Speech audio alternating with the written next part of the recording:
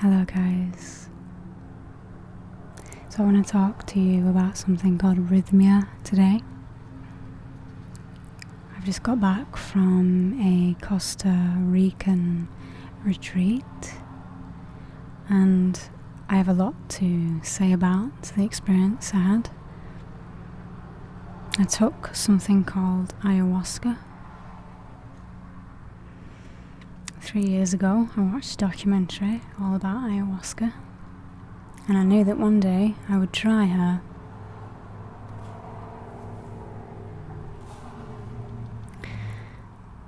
And that day came, and I was lucky enough to be gifted a ticket to go to arrhythmia. I want to tell you about why I think it can change your life if you feel called to it, and why, if you feel as though you need healing, whether it be from anxiety, depression, whether it's trauma, whether you just need some clarity and a reason to live, why this is probably one of the best places you could ever choose. But not only that, why ayahuasca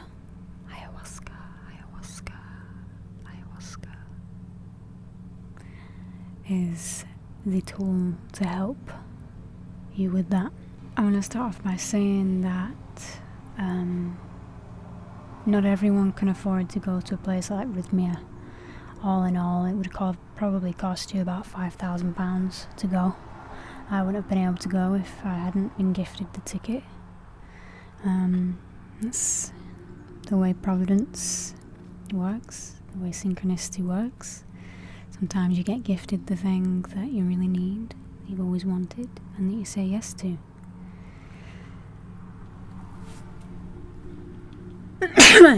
You mean? And that's exactly what happened for me. You go there for 7 days. 2 days you do breath work, and you do yoga, and you do meditation.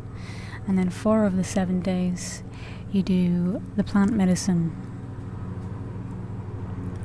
So this plant medicine, I'm just going to talk over the outside noise. A little side note that I'll say is that you haven't seen me make videos in a while because basically of that, but also many other reasons.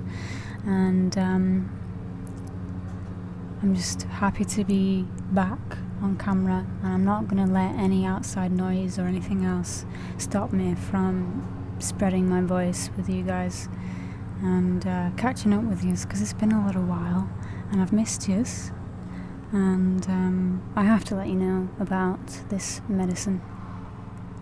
If you're like me and you know a little bit about ayahuasca, you'll know that it's depicted as something that can be quite nightmarish to go through, and there's plenty of stories out there about that. I'm not going to tell you about them because, first and foremost, that was not my experience. Ayahuasca is not something to be afraid of.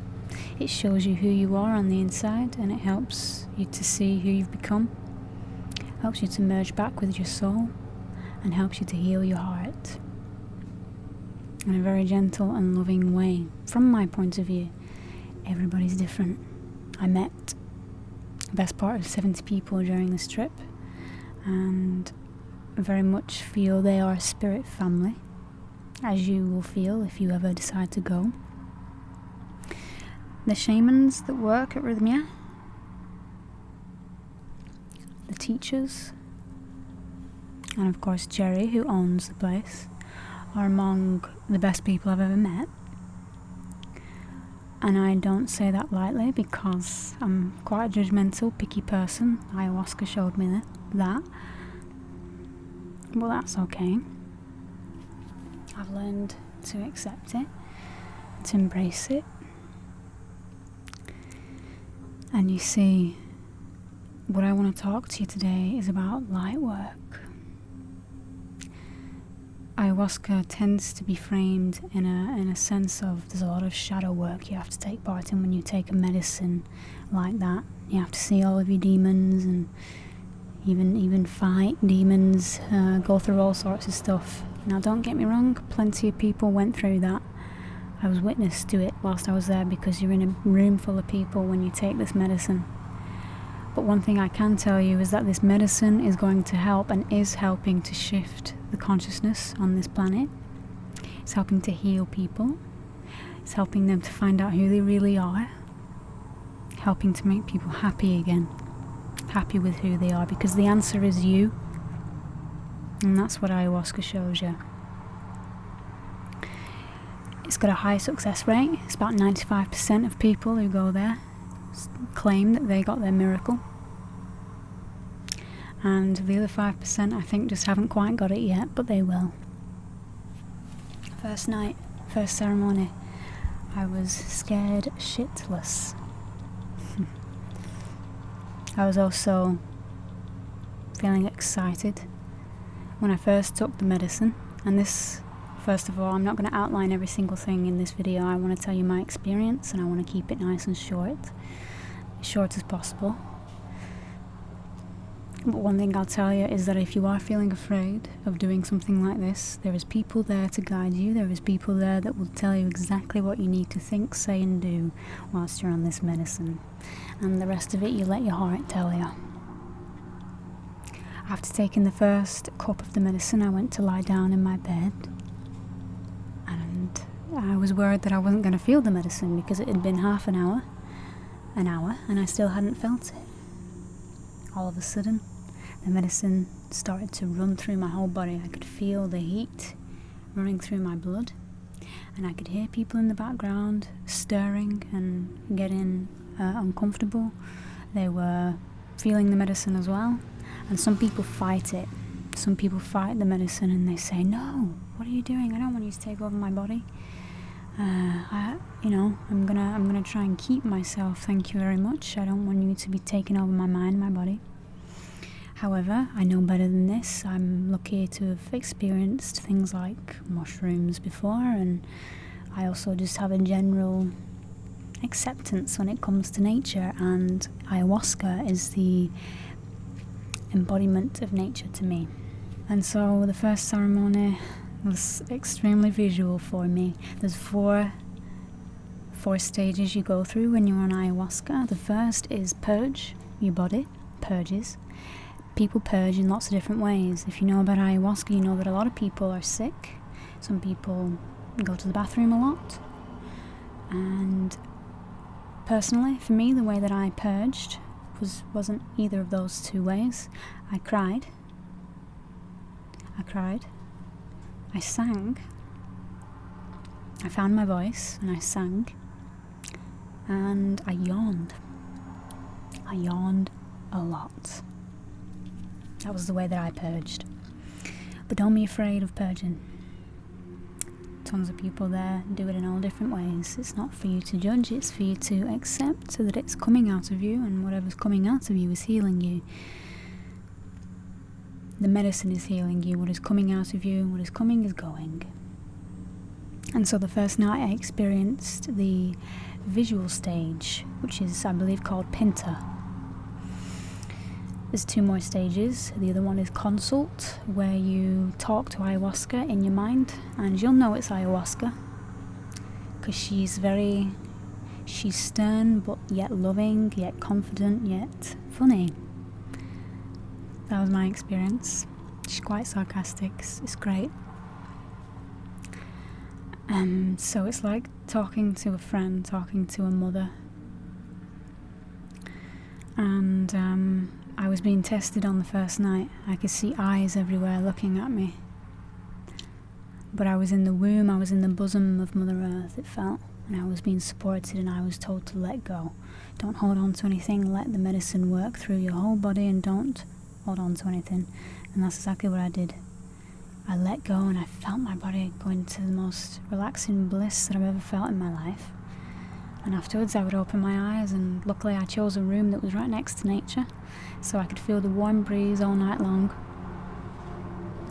And when the rough got going, when I started hearing people purge and be sick and shout and scream, I turned my attention to nature, and that's when I started seeing sacred geometry in the trees, and I saw a morphing face in the trees, and she was talking to me, and she was saying that she said a lot of things.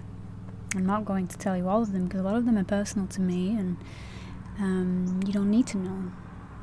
One of the most profound things that you might need to know about her talking to me is she was telling me about the future of humanity and how we each play a part in it, and how all of this experience is helping to bring this about, helping to bring about the shift that is occurring, as many of you know about. Second ceremony was my birthday, and it was the best birthday ever. Amazing.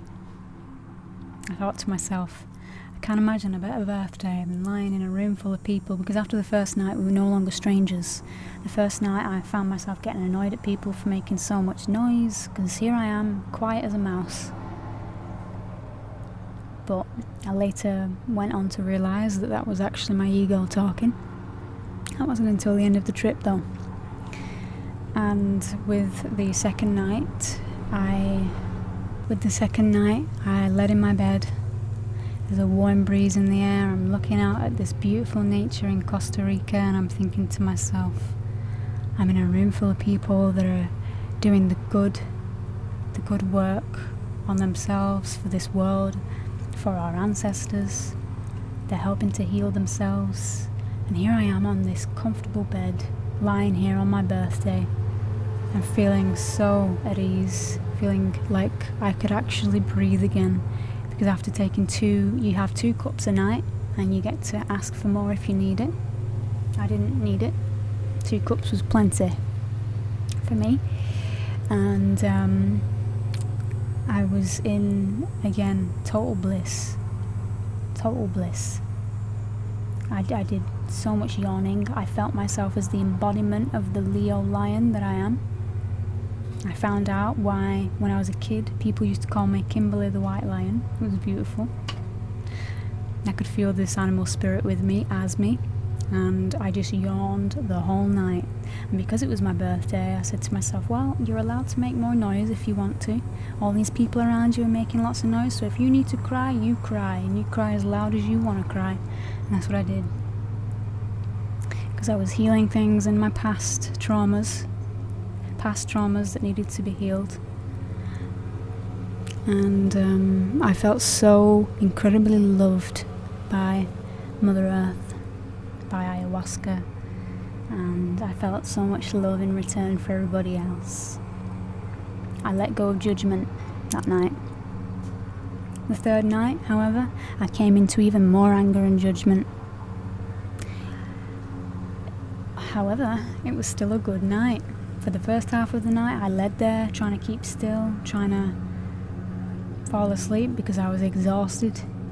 Mother Ayahuasca wouldn't let me sleep because she was trying to show me something. She was trying to show me that the person that I've become is very angry, is very judgmental, and pushes people away and doesn't accept them very well. My ego didn't like this one little bit. However, what happened is, instead of lying there and stewing in this pain, annoyance that I felt, I stood up. And luckily there was live music happening that night. The shamans provide music for you. And I went and I grounded myself with this music. I went and sat by the fire, looked up at the stars. The stars were incredible the third night. I've only ever seen stars like that in New Zealand. I could see the Milky Way. And I looked up at the sky and I was communicating. I said to one particular star, I said, when do I get to visit you? And they told me, in the future, not right now. I said, fair enough, that's okay for me. Some people talk about being visited by aliens. I wasn't one of those people. However, there was a surgery that took place, and on the third night, the surgery that took place was my solar plexus was healed. I was asked, can we come in and do surgery on your stomach? I know it sounds crazy, but when you hear 100 odd people's stories about how they've had surgery from aliens, it starts to not be so crazy anymore. It's the truth. You have to be open-minded to it. However, I think I was still maybe a bit afraid to see aliens, so I didn't see anything, but I felt it, and I heard the voice in my head, and I can truly say that I've been healed. I've been healed of this energy center, and also my sacral chakra, it felt like, was being healed as well. And so yes, the grounding helped a lot that night, but I woke up the next morning and I was frustrated at everybody and everything. And this wasn't just a usual feeling where I get angry and I kind of move on after a few hours. No, the next day, after the third ceremony of taking the plant medicine ayahuasca, I was pissed off all goddamn day long. And the reason why is because ayahuasca intensifies your emotions, intensifies the way you feel so that you face it.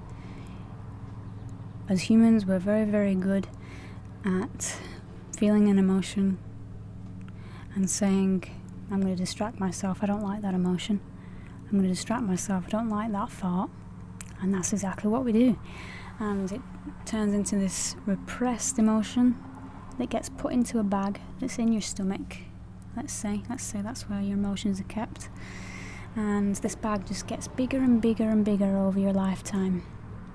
And so the bigger it gets, the more things you have to release and purge during ayahuasca. And I spoke to the owner, Jerry, because he was going around helping people, or talking to people, should I say, because he was the only person I felt like I wanted to talk to. Everybody else, I just felt like I didn't want to talk to him. I was just annoyed. And I couldn't figure out why, and I said to him, I feel annoyed, and I want to transmute that anger. And he told me not to. And he said to me, you have to find the root of that anger. And instantly I did, in that moment. And even though I spent the rest of the day still feeling kind of angry and upset, later on in the night time, just before we was about to do our last ceremony, I was basically terrified. I was terrified. I thought that because I'd had the last 3 days had been such good trips for me, just beautiful, full of so much love, and I'd heard other people's stories, and they were seeing demons, they were fighting with all sorts of things that sounded absolutely terrifying to me, and I hadn't had any of that. So the fourth ceremony, I thought to myself, shit, I am about to go through something that is going to be scary. I'm sure of it. I can't be so special as to not have a bad experience, like a truly bad experience. And so right up to taking that medicine, I was crying, and I was afraid. The first 2 hours after taking the medicine, the first drink, I fell asleep, and that was the fourth stage, which is called nada. I fell asleep and I had a dream, but I knew that I was sleeping, so I technically class it as a nada. A nada is when you have deep trauma and you have to go and sort of be asleep basically to deal with it, and deeper healing is taking place when that happens. And after those 2 hours, after I woke up from that dream, I felt on top of the world. And so I woke up, and whilst everyone was still asleep, I was walking around, observing nature, observing the live music. And on the fourth ceremony, they give you one-to-one personal healings, the shamans. The shamans are, I can't give them enough credit. They're there for you no matter what. They help you through no matter what. And they use different tools such as bamboo fans to waft air to you. They cleanse your aura. They cleanse your environment with smoke. They also use something called rapé before you do the ayahuasca, which goes up your nose and clears your system, helps to bring about your third eye opening. Awful stuff, but it's worth it. It grounds you right before you take ayahuasca. And I went and I had my healing, and I sat in a semicircle with a lot of other women, because they do the men first on the fourth ceremony as for the healing, and then they do the women. And I was sat there and I was singing to myself, and I just felt that eventually it came to my turn, and these 3 shamans came over to me, and some of them were blowing, they actually spit this herbal remedy on you, and it's to bring sweetness into your journey. That's what they termed it as. It's to bring sweetness into your journey, to bring nature into your journey, to feel like you're being cleansed, basically. And the forest ceremony, I just had this magical time with Mother Ayahuasca, with everybody else. But you don't talk to anybody else, you just observe during the ceremony. This is all about you, it's all about going inward. And I danced and I sang and I said my prayers to nature, and I sat on hammocks and I looked at the stars, and then eventually the sunrise came, and all night I was lucky enough that they have 3 dogs at Rhythmia, and one of the dogs came and laid on my bed all night, and it was beautiful. I absolutely love animals, and to be able to put my love into something was it felt so magical. I watched the sunrise, and the joy was coming through my heart out into my eyes, and as I looked out into nature as the sun was rising, I could see wisps of colour on the grass, the leaves on the trees, and the colour of the sky was beautiful. And I couldn't stop laughing. In fact, I think people probably found me a bit annoying.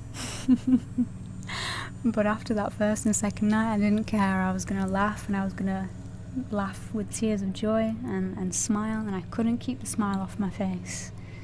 And I could see nature in all her glory and all her beauty, and I said to myself, nature's enough. Because she asked me, is nature enough for you? And I said yes. Because I'm somebody who doesn't... Because I am quite judgmental, and because I'm quite an introvert, I'm a huge introvert, I connect with people, but either in a very deep way or hardly at all. However, whilst I was at Rhythmia, I connected with a lot of people, and I saw their heart and I saw their soul, and it was beautiful, and I missed them already. But for the most part, I don't connect with people very well. But nature said to me, if I'm enough, then that's all you'll ever need. Because I've been grappling in my years with this idea of money, with this idea of fame, and wishing that I had those things sometimes. But she showed me that people who do have those things that are incredibly unhappy because they're still not fulfilled, or people who have those things and think they're incredibly powerful, are so far from being powerful in the true sense of the word. Because the divine intelligence that governs this universe, and I really want you guys to hear me now,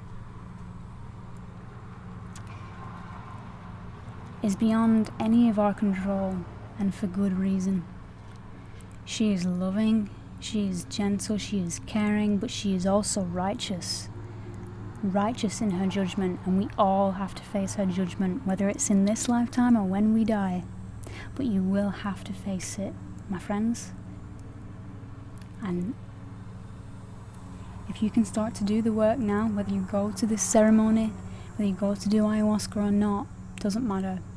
All I'll say to you is that as long as you're doing the work internally on yourself and who you are, this life is going to be beautiful for you. If you're chasing after something that is empty, really, if you're chasing after being a millionaire, chasing after fame, and not really thinking about the person that you are and how you treat other people and how you treat this planet, you're going to have a really rough time.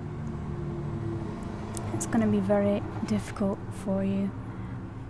So she wants us to recognize that, because she wants us to know that even though she's watching us and she's judging us, this divine intelligence that governs this universe, as well as the Father Sky is the person that I feel I was talking to when I was looking at the sky. That are aliens, I'm not sure. Like I said, I didn't really have much of a conversation with them. The divine masculine and the divine feminine that is within all of us, that is also governing everything on this planet, is more loving than you can imagine. And it's now coming time that many of us are waking up to that fact, and we're no longer needing to see life through the eyes of society, through the awful things that happen and go on here. There was many stories of trauma at this retreat from people, and after each ceremony we would sit around and discuss the journeys we had. And so many people have been through so much. I too have been through a lot in my life, and I feel incredibly grateful that I have been the one to help and heal myself all along. I just didn't know it. You too have that power. The spiritual practices you're doing, whether it's just simple meditation or practicing gratefulness or tending to animals, tending to nature, being a friend, a really good friend to somebody, whatever it is, keep that up. Keep it up, because it's adding to the collective uprising of consciousness that is happening, and that will continue to happen, and that will happen for generations to come. And the rest is only time will tell. If you feel a call to go and heal yourself for one reason or another, if you have the ability to do so, take it. Take it. 100% take it. If you do not have the ability to do so, if you do not have the money to go to a place like Rhythmia, which I understand, but I'll tell you now, it's expensive for a reason. If you go there and haven't spent much money, you can leave whenever you want, and you don't take that stuff very seriously. There's plenty of times I never wanted to leave, but I certainly didn't want to do the medicine on that last night. I was just like, no. But there is a type of seriousness, a type of responsibility that comes with the price you pay. So it's there for a reason. However, one day I believe that these sorts of places are going to pop up all over the show. Should ayahuasca become legal in more places than just Costa Rica? We're getting there. As a collective, we're starting to wake up. And it's only a matter of time. It's only a matter of time. And so if you don't have the money to go, what I want to pray for right now with you in this moment is that if your heart is saying yes to taking something like ayahuasca,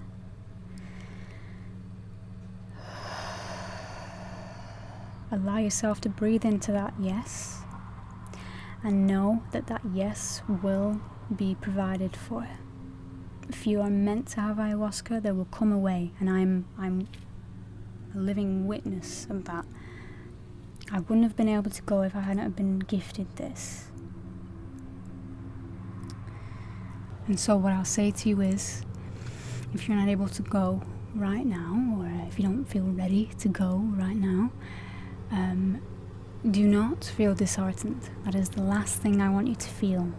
The thing that I want you to feel with this message, this video that I've created for you today, is to feel empowered and know that your time will come when it's right. The money will magically appear. The circumstance will magically appear if you only but say yes to it. Like I say, 3 years ago today is when I first ever learned about ayahuasca. And I didn't really have any attachment to going or not going. I just kind of knew that I wanted to. I knew I wanted to, even though it looked terrifying. I'm here to tell you, though, my experience was that of light work, not of shadow work. However, one thing I will finish off this video with saying is that I actually had a moment of shadow just last night. It's one day after coming home, returning from Costa Rica. my other half said he saw a demon leave me in the ceremony, and it really freaked me out. Excuse me. Because I was like, what? I didn't see a demon, what are you talking about? And he's like, yeah, no, only I could see it, and it was a witch. It was a witch you had with you. And I went into this panic mode. I was literally, I was sober, I was just sat there, but I went into panic, like, oh my god, there's a witch with me. Or there was. And I saw this witch. I saw her. She came up in my vision, just as I was nonchalantly sat there on the bed, and kind of came up in the form of what you'd see in a horror movie. As a child, I used to watch horror movies non-stop, and that was one of the main reasons I was afraid to take ayahuasca. I thought I was going to see all of the scary things that I'd ever seen in my life, and I didn't. But what happened is, last night I saw her, and I realised that behind her ugliness, behind her scariness, is one of the most beautiful souls. And she was there to guide me in this lifetime. She was there to make sure that I kept in line with myself, that I didn't make choices that would affect. Sure, I've made mistakes in my life, but for the most part she kept me in check, and I no longer needed her, and she's left me. And I think it's also, she also stood for my anxiety. Don't get me wrong, I don't think anxiety ever fully leaves us, but what it does do is heal, and it gets way better, and I'm not afraid to talk to people anymore. I'm not afraid to be who I am anymore, and I feel I have been healed of anxiety. And if you know anything about anxiety, which most of you do, I think majority of people today struggle with anxiety, depression, etc., you'll know how much of a release that could possibly be, to no longer have something like anxiety rule in your life.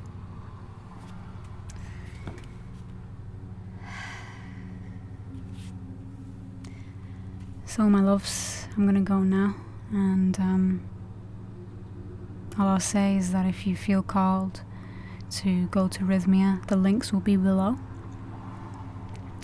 And if you could do me a big favour, if you do happen to decide to want to go, and I'm the one who's introduced you to this idea, when you fill out the form, put my name in the form where it tells you to. You can either write Kim or Miss Synchronicity, whatever you like, and that will let them know that I brought them to you, and it's just doing a favour for me. So I'd appreciate that very much. I felt called to share that with you today. It's not something that's easy, because this world is still very judgmental of these things. But I don't care.